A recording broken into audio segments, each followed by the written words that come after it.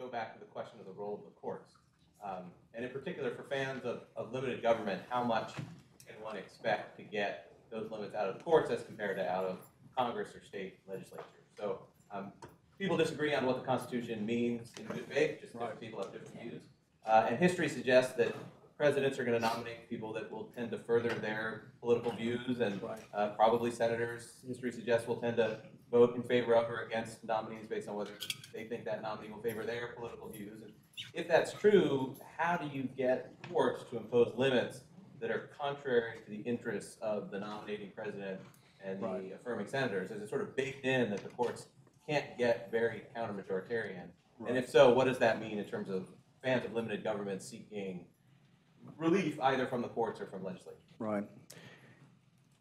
I mean, I think it's a tough question, actually. I think one of the things that's going to be the most dramatic change over time with the Supreme Court, and whether it's more or less ideological, is the fact that we're doing it by simple majority now.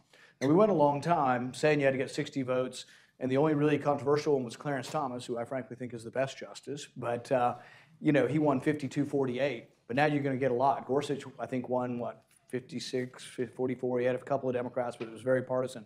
But I think you will see a little more of a partisan tilt of the Supreme Court and the appellate courts because we're doing it through simple majority. How do you set limits? This is where I have the mixed feelings on whether I'm for more judicial engagement versus restraint, because on the one hand, I do think the Constitution means something, and I think the limits are real and in there. But I think I see most of majoritarian government, most of the things being passed by government, as contrary to the limits. It's not that we're overturning too many bad laws. We got way too many laws being promulgated that are completely ignoring the Constitution. In fact, if I were to look at, let's say we pass 500 pieces of legislation next year, I would say probably 495 of them are unconstitutional because there is no explicit authority or power. We've gotten to, you know, we debate philosophically whether it's a real original Constitution or a living document or a living Constitution. It's absolutely only a living Constitution according to the legislature. Now, that's my opinion. There my dad used to make the joke, he said the only two things that will be completely discounted and not regarded as an argument and debate would be morality and constitutionality. And so I think we don't really live in a republic, a constitutional republic. I think we really do live in almost a pure democracy right now. And because of that, there isn't a restraint on the size of growth of government. And because there is no restraint in debt, government can do anything. So we're going to pass, you know, my family lives in Florida. My sister's got 2 feet of water in her house as we speak. But the $8 billion they want to give, I'm going to ask them they take it from some other part of the budget. But I'll be the only one. My staff looked this up. In 2012, I did the same thing. I got only 3 votes.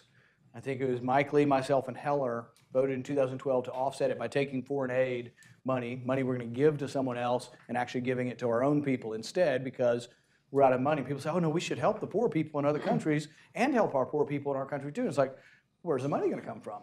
We're $500 billion in debt this year. We'll be $1 trillion in debt next year.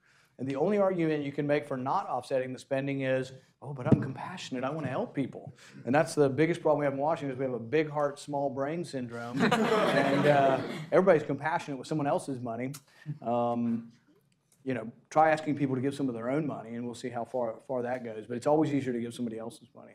But I don't know if I answered your question. It's a tough question because I think that we should be restrained, and our justices should be restrained by the Constitution. Jefferson talked about the chains of the Constitution. They were supposed to mean something, not on the people, not to restrain the people, but to restrain, you know, the legislature, and the courts were supposed to be part of that. But we've gotten so far away from that, you know, for so long. Once the Interstate Commerce Clause began to mean anything, you know, that didn't, you know, that even domestic manufacturing within a state could be, you know, because eventually it got on a road somewhere and eventually went somewhere, we could, you know, regulate all domestic. Once we decided that, we decided we could regulate anything. And now that Justice Roberts says, well, we'll just call it a tax, you can regulate anything in the world, just call it a tax. So if, you know, what was the case they talked about, we can make you eat broccoli? Well, we're not going to penalize you, we're going to tax you for not eating broccoli. And that would be fine with Justice Roberts. Hope he's not listening. We will make America great again.